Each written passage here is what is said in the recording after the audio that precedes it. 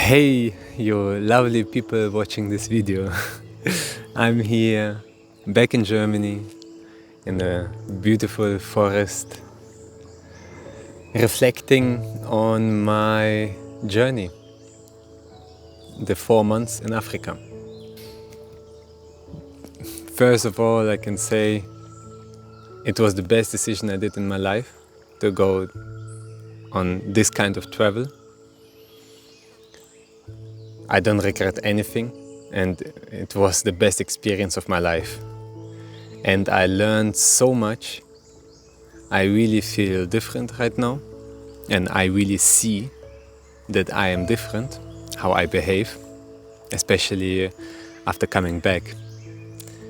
Seeing how I am different in this old ambience, external world here of Germany.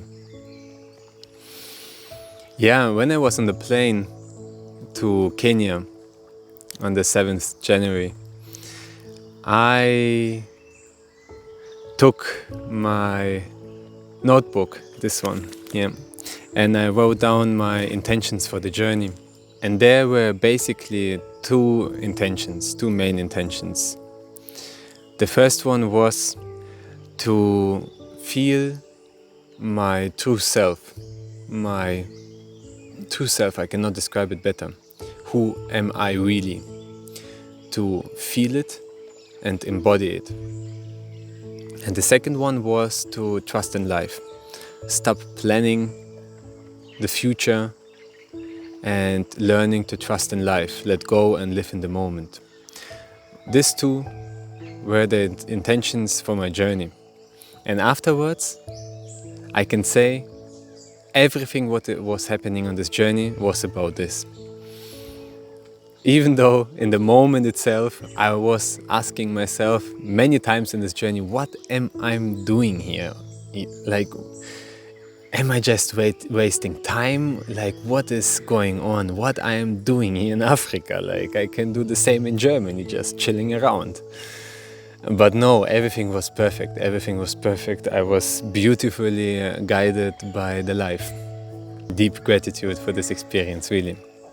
But I also want to tell what I learned beside of that. But it's not really beside of that, because everything I learned contributed to these two intentions. But let's just start. And the first thing I learned was to slowing down. They live a slow life, they live a simple life there. Not everyone, of course, but many people. In Kenya, they say pole pole, which means slowly, slowly. And in the beginning of the journey, it was like so difficult for me, because my mind was like still rushing because of Germany. Like, okay, let's do something. When we were sitting in the morning, having our breakfast or some tea, my mind was like, okay, what we do next, what we do next, what we do next, what we do next, the whole time.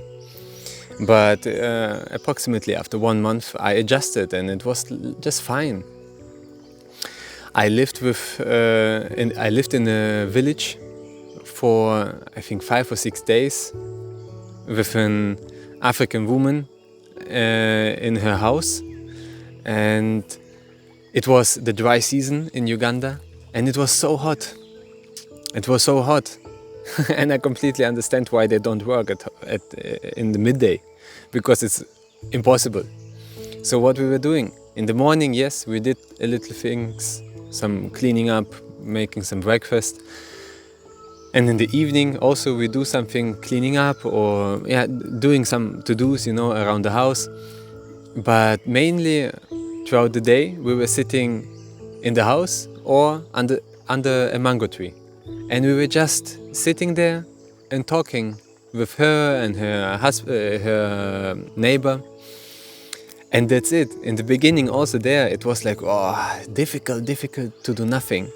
But after some time, it was fine. And I was just like enjoying, just like, why do I need to do something? And this I see now here in Germany. I see how I'm walking slower. Like in the supermarkets, or even if I'm taking a walk, I know that in the past, before Africa, I would rush, like from a supermarket to home. I would walk fast to finally get home, to reach the destination. But what is the meaning of it if my day is completely free and I can do whatever I want? So it's so ridiculous to observe the mind. Like, what is the difference to just walking slow and enjoying the beautiful environment, or walking fast to reach finally the destination and then struggling at home? Okay, what do I do now? It's so ridiculous, and it's so beautiful to see that how it really is embodying inside of me this slower pace.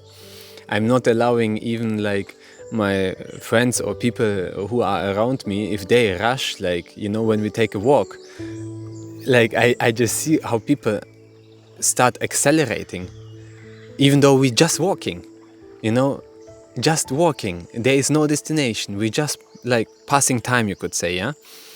And they are accelerating, and I'm like, no, I don't want to go fast. Like, what's the purpose of it? What's the sense?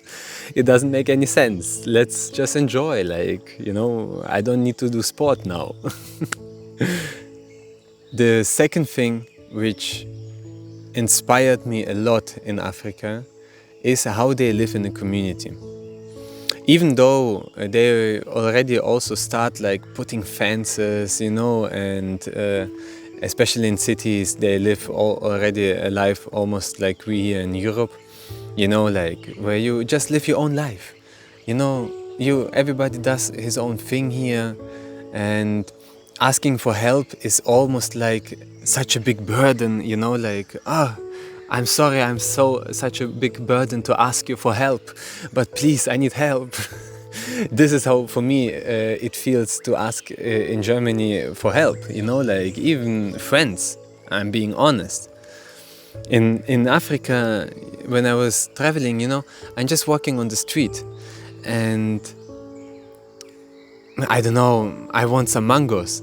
And I just ask somebody, somebody sitting on a bench, hey, do you know where I can buy some mangoes? Oh no, better, I just ask a man who is going in the opposite direction. It's a true story, I'm not making it up. Instead of just telling me where should I go, where the market is or whatever, he will take me with him.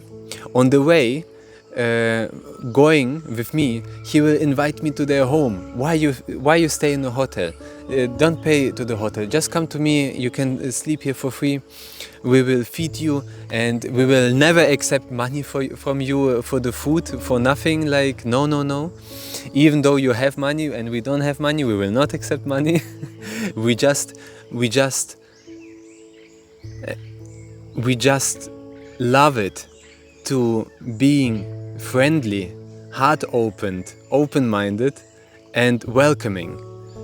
This was Africa, and this is Africa for me. And it was so much, like everywhere, everywhere, in every country, I was being invited to their homes without expecting something in exchange. This was so beautiful, and I don't think I can describe it in words, how this hospitality and this welcoming and the heart-opened people are in Africa. It's just almost the opposite of what is here in Germany. Like, what really I loved, it was like so beautiful to see how the relationship is between kids and, like, I don't know, like my age, like older student age, let's say, and elder. Everyone who is younger than somebody, they respect them, like they behave with respect. Nothing submissive. It's just respectfully, just respectfully. Which is almost rare to find here in Germany with what is happening right now with the kids. And but of course not everybody, yeah. There are beautiful kids here as well. And I remember from my childhood, And I know that this is not only my opinion, but as a kid, asking somebody who is elder, like 5 years older, was like scary, because they will, if you want to play with them football, they will laugh at you because you don't know, they will make jokes about you and so on, like, they're like humiliating the younger ones, because hey, we are more powerful, we are older, we have more strength, we are better than you know and there in Africa, it's so beautiful.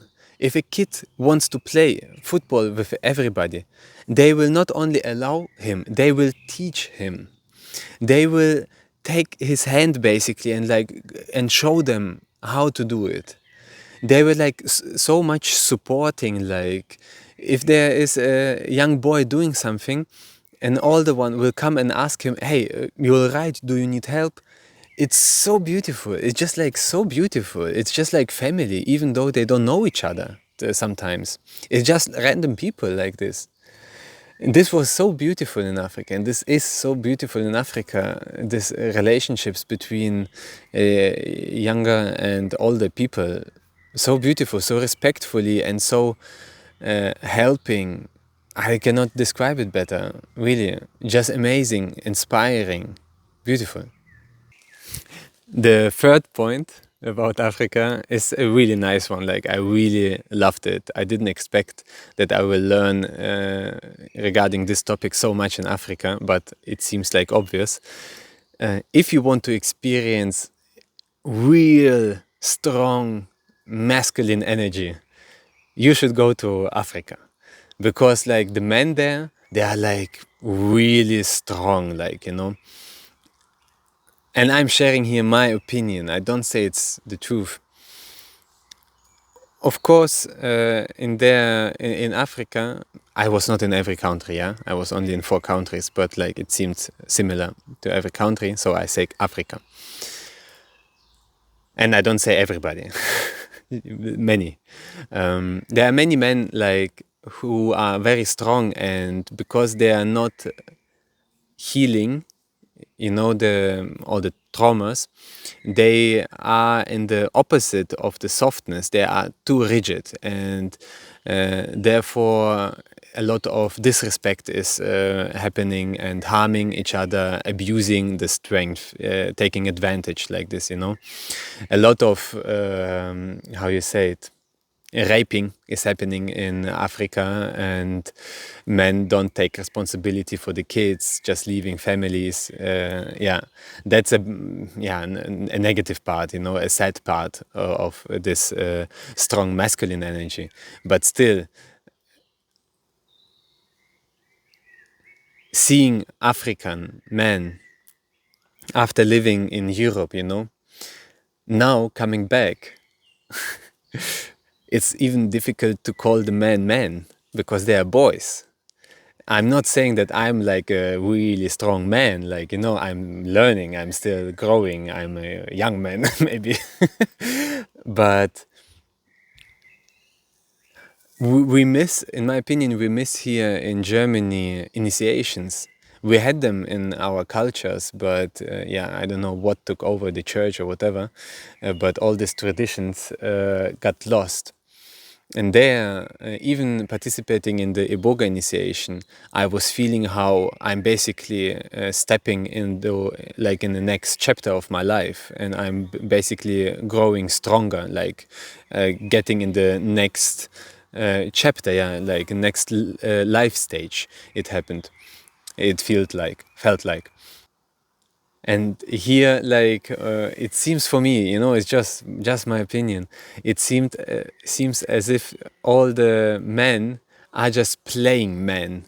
Like, look how stylish I am, how good muscles I have, but inside they are little boys, like still little boys, looking for, how you say it, validation from the outside. Looking for love in the outside, instead of just, like, building their own strength, their own masculine power, like, and to feel like comfortable in yourself, secure in yourself, and then you can find like somebody, and present this strength to them and share this feeling of security, you know, like of safeness, being around with me, yeah, for example. And how there are like many little examples how you can learn in Africa to integrate this masculine energy more and more in yourself.